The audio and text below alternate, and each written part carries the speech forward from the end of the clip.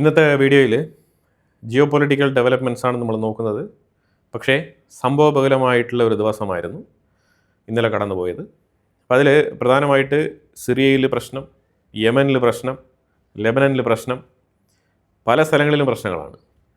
Straight of ഹോർമോസിൽ പ്രശ്നം. അപ്പോൾ നമ്മൾ ആദ്യമേ ലെബനൻ്റെ ഉള്ളിൽ ലെബനനിലേക്ക് അമേരിക്കയുടെ സെൻകോമിൻ്റെ ആദം കൂപ്പർ എന്ന് പറഞ്ഞ സെൻകോമിൻ്റെ കമാൻഡർ എത്തിയിട്ടുണ്ടായിരുന്നു ലെബനൻ്റെ ഉള്ളിൽ. ജോസഫ് ഹാവോനെ കണ്ട് സംസാരിക്കാനാണ്. അതായത് ഏതെങ്കിലും തരത്തിൽ അമേരിക്കയുടെ സഹായം നിങ്ങൾക്ക് വേണമെങ്കിൽ ഞങ്ങൾ ഓഫർ ചെയ്യുന്നുണ്ട്. അതായത് അമേരിക്കൻ സൈന്യം ലെബനനിൽ ഇറങ്ങി ലെബനൻ സൈന്യത്തിന് ഇല്ലാത്ത കപ്പാസിറ്റി അവർക്ക് ഉറപ്പുവരുത്താൻ വേണ്ടിയിട്ട്, അതായത് ഹെസ്ബുള്ളക്കെതിരെ നിലപാട് ശക്തമായ രീതിയിൽ എടുക്കാൻ വേണ്ടിയിട്ടുള്ള സഹായങ്ങൾ ചെയ്യാൻ വേണ്ടിയിട്ടാണ് വന്നിരിക്കുന്നത്. സ്ഥിതിഗതികളൊക്കെ വിലയിരുത്തിയിട്ടുണ്ട്. അമേരിക്കയുടെ പൂർണ്ണമായിട്ടുള്ള പിന്തുണ അറിയിച്ചിട്ടുണ്ട്. ഇപ്പുറത്ത് IDF ശക്തമായ രീതിയിൽ ലെബനൻ ആർമിയോടൊപ്പം നിലനിൽക്കുകയാണ്. ഈ ഒരു അവസരം മുതലാക്കിക്കൊണ്ട് ലെബനൻ്റെ ഉള്ളിൽ നിന്നും ഹെസ്ബുള്ളയെ തുരത്താനുള്ള ഏർപ്പാടാണ് തകൃതിയായിട്ട് നടക്കുന്നത്. സൗത്ത് ലെബനൻ്റെ ഉള്ളിൽ ഇസ്രായേൽ കഴിഞ്ഞൊരു 2 ആഴ്ച കൊണ്ട് നടത്തിയ ആക്രമണത്തിൽ കൊല്ലപ്പെട്ട ഹെസ്ബുള്ള മെമ്പേഴ്സിൻ്റെ ബരിയൽ സെറമണി ഇന്നലെ നടന്നിട്ടുണ്ടായിരുന്നു. 27 യെല്ലോ കളറിൽ പൊതിഞ്ഞ കോഫിൻസാണ് റാലിയായിട്ട് കൊണ്ടുപോയത്. സൗത്ത് ലെബനൻ ഭാഗത്ത് ഇവരുടെ ഫ്യൂണറൽ സെറമണി ഇന്നലെ നടന്നിട്ടുണ്ടായിരുന്നു.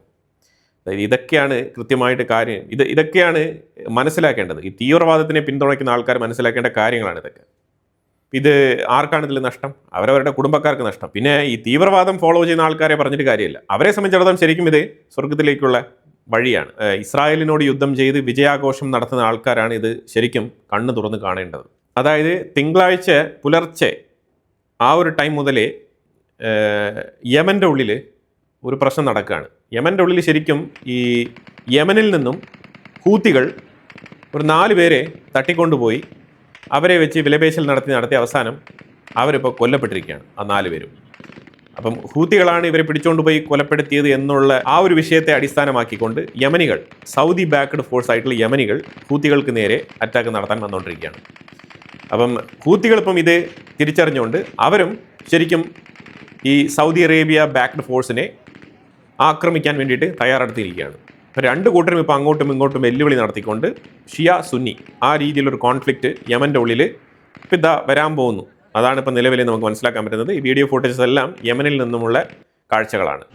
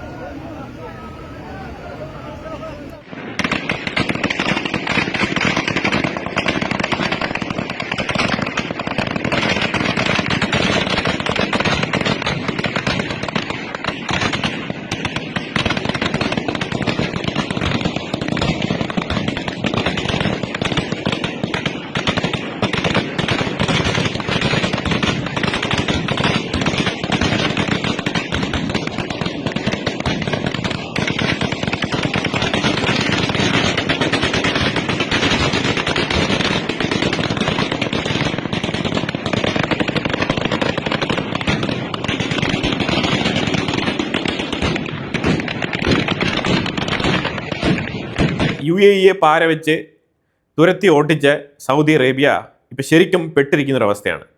ഇനിയിപ്പോൾ പാകിസ്ഥാനെ അങ്ങോട്ട് കൊണ്ടുപോകണം.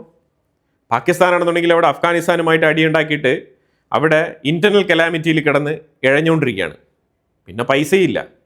പക്ഷെ അത് പറഞ്ഞിട്ട് കാര്യമില്ല. സൗദി അറേബ്യയുടെ നിന്ന് പൈസ വാങ്ങിച്ച് വേണ്ടുവോളം പുട്ടടിച്ചിട്ടുണ്ട്. അപ്പോൾ അതുകൊണ്ട് സൗദി അറേബ്യ വിളിക്കുന്ന സ്ഥലത്ത് എത്തിയേ പറ്റൂ. അപ്പോൾ എന്തായാലും പാകിസ്ഥാനും അവിടെ എത്തും. അപ്പോൾ സൗദി അറേബ്യയും പാകിസ്ഥാനും കൂടി ചേർന്നിട്ട് ഹൂത്തികൾക്കെതിരെയുള്ള യുദ്ധത്തിലേക്ക് ഇറങ്ങാൻ പോവാണ്. ഓൾറെഡി സ്ട്രെയിറ്റ് ഓഫ് ഹോർമോസ് ഒരു പ്രശ്നം നടന്നുകൊണ്ടിരിക്കുന്നു. ഇപ്പോൾ അടുത്ത് റെഡ് സീയുടെ അവിടെ ബാബൽ മന്ദേബിൽ ഹൂത്തികൾ ഇനി കപ്പലുകൾക്ക് തടസ്സം സൃഷ്ടിക്കാൻ സാധ്യതയുണ്ട്. കാരണം സൗദി അറേബ്യയ്ക്ക് ഇപ്പുറത്തെ സൈഡിൽ യാൻബു ആ ഒരു ഏരിയയിലും ഓയിൽ സപ്ലൈ നടക്കുന്നുണ്ട്. അത് തടസ്സപ്പെടുത്താൻ വേണ്ടിയിട്ട് ഹൂത്തികൾ രംഗത്തിറങ്ങാനുള്ള സാധ്യതയുണ്ട്. അടുത്ത ക്ലാഷ് സ്റ്റാർട്ട് ആവുകയാണ്. അപ്പോൾ യമനികളാണെന്നുണ്ടെങ്കിൽ അൽ റയാൻ എയർപോർട്ടിൻ്റെ ആ ഭാഗത്തേക്ക് ഹദ്രാമത്ത് ട്രൈബ്സ് ആ ഏരിയയിൽ ഇപ്പം ഒത്തുകൂടിയിരിക്കുകയാണ്. അവർ കൃത്യമായിട്ട് അജണ്ട എല്ലാം പ്ലാൻ ചെയ്ത് യുദ്ധത്തിലേക്ക് പോകാൻ തയ്യാറെടുപ്പിലേക്ക് മുന്നോട്ട് നീങ്ങുകയാണ്. ഇതിൻ്റെ ഇടയ്ക്ക് ഇസ്രായേലാണെന്നുണ്ടെങ്കിൽ ഒരു 14 പലസ്തീനിയൻ പ്രിസണേഴ്സിനെ റിലീസ് ചെയ്തിട്ടുണ്ട്. ഒരു വയസ്സും പ്രായമൊക്കെ ആയി ഇപ്പം ഇങ്ങനെ ഗാസയ്ക്കുള്ളിൽ തുറന്നു വിട്ടിരിക്കുകയാണ്. ഇനിയിപ്പോൾ ഗാസയിൽ നിന്ന് ഇനിയിപ്പോൾ ഒന്നും ചെയ്യാനില്ല എന്ന് പറഞ്ഞിട്ട് ഗാസയ്ക്കുള്ളിൽ തുറന്നു വിട്ടിരിക്കുകയാണ്. ഇറാനും അമേരിക്കയും തമ്മിൽ ഇന്ന് ദോഹയിൽ വെച്ചിട്ട് ചർച്ച നടത്താൻ തീരുമാനമായിട്ടുണ്ട്. ഇത് തീരുമാനമായ ഒരു പോയിന്റ് എന്ന് പറഞ്ഞു കഴിഞ്ഞാൽ സ്ട്രേറ്റ് ഓഫ് ഹോർമൂസിൽ മാറി മാറി രണ്ടുപേരും അറ്റാക്ക് നടത്തിക്കൊണ്ടിരിക്കുന്ന ഒരു സാഹചര്യത്തിൽ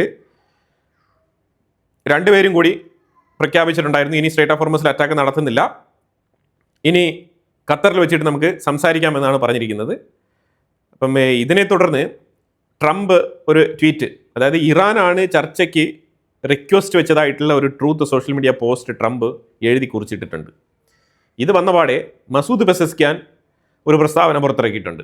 മസൂദ് പെസസ്ക്യാൻ പറഞ്ഞിരിക്കുന്നത് അമേരിക്ക $6 ബില്യൺ റിലീസ് ചെയ്യാൻ സമ്മതം അറിയിച്ചിരിക്കുകയാണ്.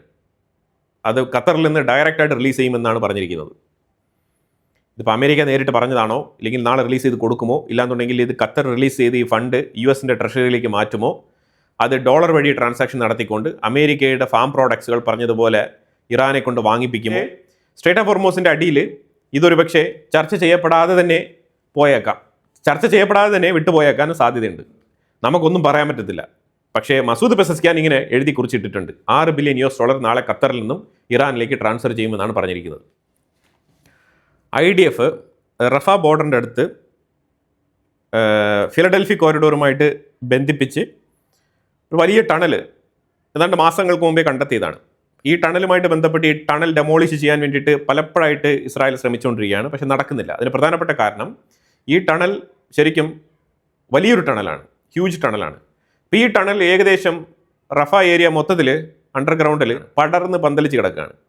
ഇതിൻ്റെ മുകളിൽ സ്ഥിതി ചെയ്യുന്ന സ്ഥാപനങ്ങൾ എന്ന് പറഞ്ഞാൽ UNRWAയുടെ ക്ലിനിക്, അതുപോലെ തന്നെ സ്കൂൾ, കിൻഡർ ഗാർഡൻ, ഹോസ്പിറ്റൽസ്, ഇത്തരത്തിലുള്ള മെയിൻ ആയിട്ടുള്ള സിവിലിയൻസ് യൂസ് ചെയ്യുന്ന പബ്ലിക് ഇൻഫ്രാസ്ട്രക്ചറാണ് ഏറ്റവും കൂടുതൽ ഈ ടണലിൻ്റെ മേളിൽ ഉള്ള കെട്ടിടങ്ങൾ എന്ന് പറയുന്നത്. അപ്പോൾ ആ ഇൻഫ്രാസ്ട്രക്ചർ തകർക്കാൻ പറ്റില്ല, അത് വലിയ രീതിയിൽ നഷ്ടമുണ്ടാക്കുമെന്ന് കരുതിക്കൊണ്ട് ഇസ്രായേൽ 30,000 ക്യൂബിക് മീറ്റർ കോൺക്രീറ്റ് കലക്കി അങ്ങോട്ട് ഒഴിച്ചിരിക്കുകയാണ് ഈ ടണലിൻ്റെ ഉള്ളിൽ. ആ മൊത്തത്തിൽ ആ ടണൽ അങ്ങ് അടച്ച് സീൽ വെക്കുകയാണ്. കോൺക്രീറ്റ് നല്ല കട്ടിക്ക് കലക്കി ആ മിശ്രിതം അങ്ങോട്ട് ഉള്ളിലേക്ക് പൈപ്പ് ചെയ്ത് വിട്ടിട്ടുണ്ട്. അങ്ങനെ ഈ ടണല് കോൺക്രീറ്റ് ചെയ്ത് സീൽ ചെയ്യുന്ന വീഡിയോ ഫുട്ടേജസാണ് ഇവിടെ വെച്ചിരിക്കുന്നത്. ഇസ്രായേൽ ഇത്തരത്തിലുള്ള മാനുഷിക പരിഗണനയൊക്കെ നോക്കിയാണ് കാര്യങ്ങൾ ചെയ്യുന്നത്. പക്ഷെ അതിൻ്റെ ഒന്നും ആവശ്യമില്ല എന്നുള്ളതാണ് മനസ്സിലാക്കേണ്ടത്. കാരണം മറ്റേ കക്ഷികൾക്ക് ഇത്തരത്തിലുള്ള ചിന്താഗതിയൊന്നുമില്ല. തുർക്കിയുടെ പ്രസിഡന്റ് തയ്യബ് എർദോഗനും ഇസ്രായേൽ പ്രൈം മിനിസ്റ്റർ ബെഞ്ചമിൻ നെതന്യാഹുവും തമ്മിൽ അങ്ങോട്ടും ഇങ്ങോട്ടും സ്റ്റേറ്റ്മെൻറ്റ് പറഞ്ഞിട്ടുണ്ട്. തയ്യബ് എർദോഗനാണ് ആദ്യം പറഞ്ഞത്. തയ്യബ് എർദോഗൻ ഡെയിലി ഇസ്രായേലിനെ കുറിച്ച് ഏതെങ്കിലും തരത്തിൽ ഒരു സ്റ്റേറ്റ്മെൻറ്റ്, 1-2 സ്റ്റേറ്റ്മെൻറ്റുകൾ പറഞ്ഞുകൊണ്ടേയിരിക്കും. ജനസൈഡലാണ്, നെതന്യാഹു അങ്ങനെയാണ്, ഇങ്ങനെയാണ്, ഇസ്രായേൽ ഇങ്ങനെയാണ്, അറബ് രാജ്യങ്ങൾ ഒരുമിച്ച് നിൽക്കണം, ഇത്തരത്തിലുള്ള ഡയലോഗുകൾക്ക് ഒരു കുറവുമില്ല. പക്ഷേ പ്രസക്തമായ ഏതെങ്കിലും വിഷയങ്ങളിൽ തുർക്കി ഇടപെടുന്ന വെച്ചാൽ ഇല്ല, ഒരു സ്ഥലത്തും ഇടപെടുന്നില്ല. പക്ഷേ ഡയലോഗ് അടിക്ക് ഒരു കുറവുമില്ല.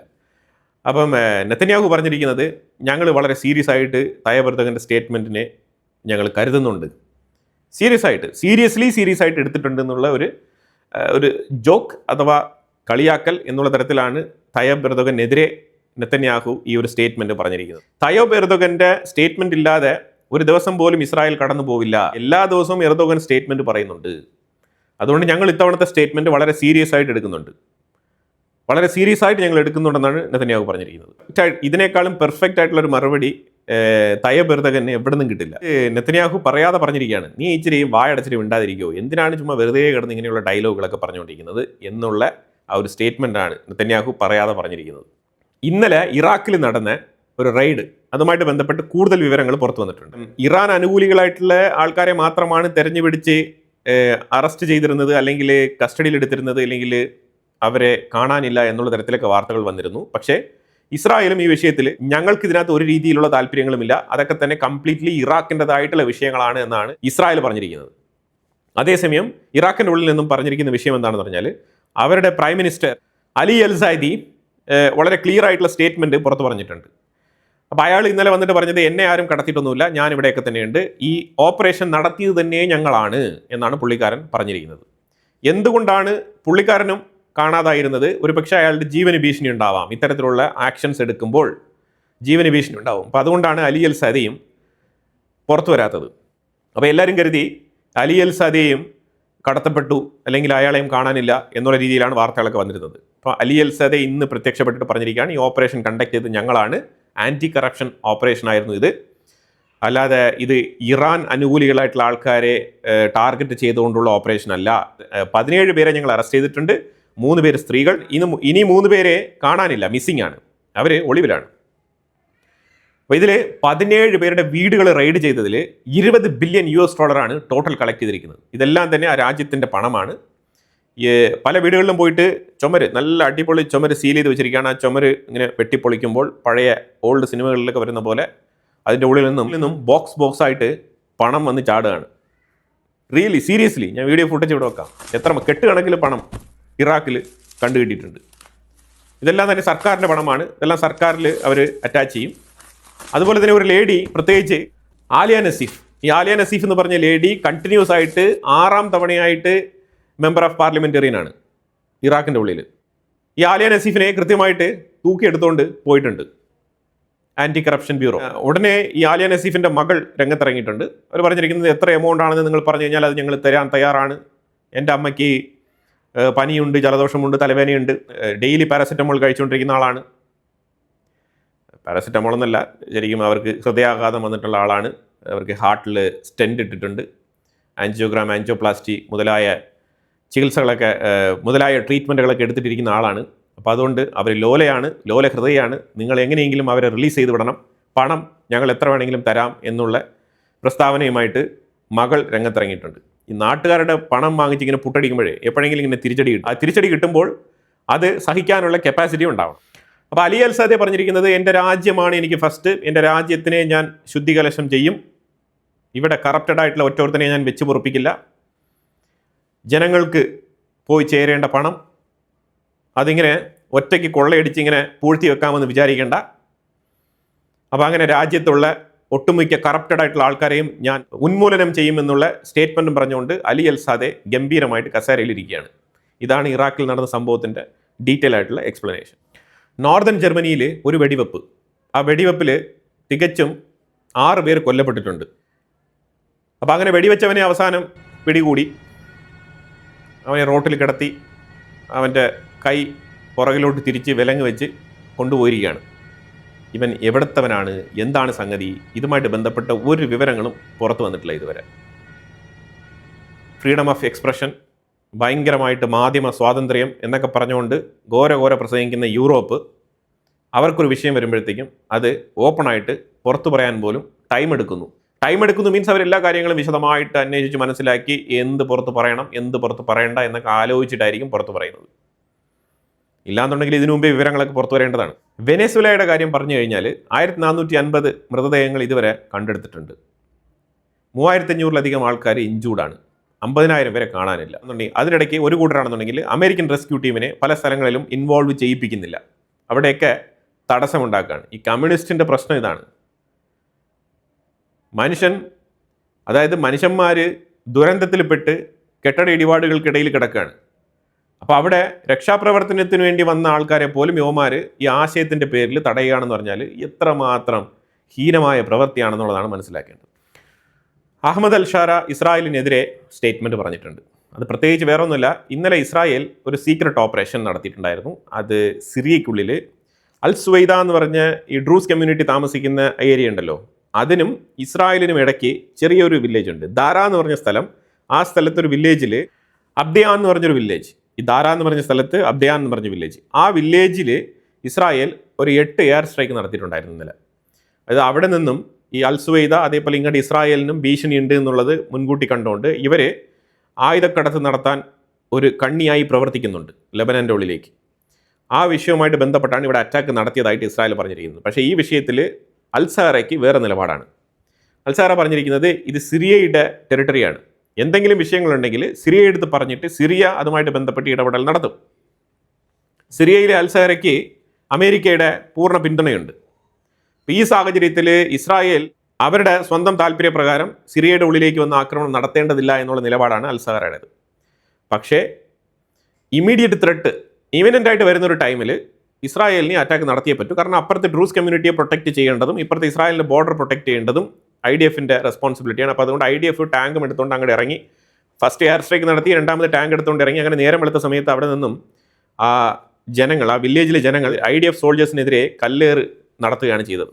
പക്ഷേ എന്തായാലും ഇസ്രായേൽ ഒരു പരിധിവരെ ആ ഏരിയ ക്ലീൻ ചെയ്തിട്ടുണ്ട്. അവരുടെ ഓപ്പറേഷൻ അവർ വിജയകരമായി നടത്തിയിട്ടുണ്ട്. പിന്നെ ഫോർഡിൻ്റെ കമ്പനി അവർ പിരിച്ചുവിട്ട 350 എംപ്ലോയീസിനെ തിരിച്ച് റീഹയർ ചെയ്തിട്ടുണ്ട്. എന്താണെന്ന് പറഞ്ഞാൽ അവർക്ക് ഈ വാഹനങ്ങൾ ഉൽപ്പാദിപ്പിക്കുന്ന സമയത്ത് അവർ ഇത്ര നാളും മറ്റേ AI ടെക്നോളജി, മിഷൻ ഓട്ടോമേഷനിലൂടെയാണ് ഈ കാര്യങ്ങളൊക്കെ ചെയ്തുകൊണ്ടിരുന്നത്. പക്ഷേ അത് അത്ര പെർഫെക്റ്റ് അല്ല എന്നുള്ളൊരു വിലയിരുത്തലാണ് ഫോർഡ് കമ്പനി നടത്തിയിരിക്കുന്നത്. ഫിനിഷിംഗ് അത്ര പോരാ. ആർട്ടിഫിഷ്യൽ ഇൻ്റലിജൻസിൻ്റെ മെഷീൻ ലാംഗ്വേജ് ത്രൂ മെഷീനുകളെ വെച്ച് പണിയെടുക്കുമ്പോൾ മനുഷ്യൻ, അതായത് ഹ്യൂമൻ ടച്ച് വേണ്ട സ്ഥലങ്ങളിൽ AIക്ക് ഇപ്പോഴും പെർഫെക്ഷൻ കിട്ടുന്നില്ല എന്നുള്ളൊരു പരാതി. ആ പരാതിയെ തുടർന്നാണ് പിരിച്ചുവിട്ട 350 എംപ്ലോയീസിനെ വീണ്ടും റീഹയർ ചെയ്തിരിക്കുന്നത് ഫോർഡ് കമ്പനി. ഓവർനൈറ്റ് ഇസ്രായേൽ ലെബനൻ്റെ ഉള്ളിൽ താറുമാറായിട്ടുള്ള ആക്രമണങ്ങൾ, തൂത്തുപറയ്ക്ക് അറ്റാക്ക് നടത്തിക്കൊണ്ടിരിക്കുകയാണ്. നബാറ്റിയ ഭാഗത്തു നിന്ന് അങ്ങോട്ട് പൂർണ്ണമായിട്ടും അടിച്ച് ഒതുക്കുകയാണ്. അത് പ്രത്യേകിച്ച് ഈ ലെബനൻ്റെ സൈഡിൽ നിന്ന് ഈ ഒരു പെർമിഷൻ കിട്ടിയതിനെ തുടർന്ന് താറുമാറായിട്ടുള്ള ആക്രമണങ്ങൾ നടത്തിക്കൊണ്ടിരിക്കുകയാണ്, തകർത്ത് വെച്ചടിക്കുകയാണ്. ശരിക്കും ഇതിന് മുമ്പ് അറ്റാക്ക് നടത്തിയതിനേക്കാളും 10 മടങ്ങ് എഫക്റ്റ് ആയിട്ടാണ് അറ്റാക്ക് നടത്തിക്കൊണ്ടിരിക്കുന്നത്. കാരണം ഇപ്പം ഗ്രീൻ ലൈറ്റ് കിട്ടിയിട്ടുണ്ട്, ലെബനാൻ്റെ സൈഡിൽ നിന്ന് കിട്ടിയിട്ടുണ്ട്, അമേരിക്കയുടെ സൈഡിൽ നിന്ന് കിട്ടിയിട്ടുണ്ട്. അപ്പോൾ അതുകൊണ്ട് തന്നെ ഒരു തന്നെ നോക്കേണ്ടതില്ല, അടിച്ചങ്ങ് തൂത്ത് പറക്കിയിടാനാണ് പറഞ്ഞിരിക്കുന്നത്. ഈ ഒരു കിട്ടിയ അവസരം മുതലാക്കിക്കൊണ്ട് ആക്രമണം ശക്തിപ്പെടുത്തിയിരിക്കുകയാണ് ഇസ്രായേൽ. മെയ്ദാൽ സോൺ എന്ന് പറഞ്ഞ ഒരു സ്ഥലത്ത് വലിയൊരു ടണൽ, അണ്ടർഗ്രൗണ്ട് ടണൽ കണ്ടെത്തിയതിനെ തുടർന്ന് അത് മൊത്തത്തിൽ അറ്റാക്ക് നടത്തി ഡിസ്ട്രോയ് ചെയ്തിരിക്കുകയാണ്.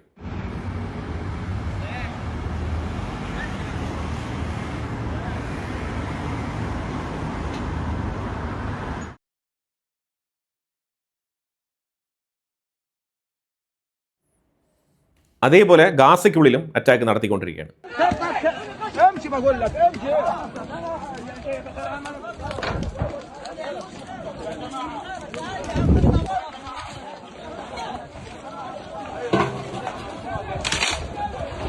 هاي المطافي جاية على الفاضي انت ايش بتصور؟ تقلقش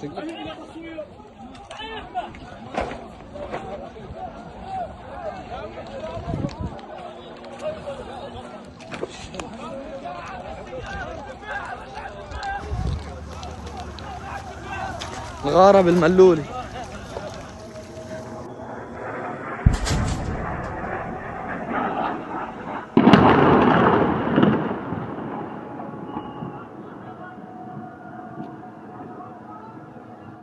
ഗാസയിലും ലെബനനിലും തകൃതിയായിട്ടുള്ള ആക്രമണങ്ങൾ ഒരേപോലെ മുന്നോട്ട് പോവുകയാണ്. അപ്പോൾ എന്തായാലും വളരെ ഇമ്പോർട്ടൻ്റ് ആയിട്ടുള്ള വിഷയങ്ങളാണ് വീഡിയോയിൽ പങ്കുവച്ചത്. ഇതിനെക്കുറിച്ചുള്ള അഭിപ്രായങ്ങൾ കമൻറ്റ് ബോക്സിൽ രേഖപ്പെടുത്തുക. കൂടുതൽ വാർത്തകളുമായിട്ട് അടുത്ത വീഡിയോയിൽ വരാം. Thank you so much.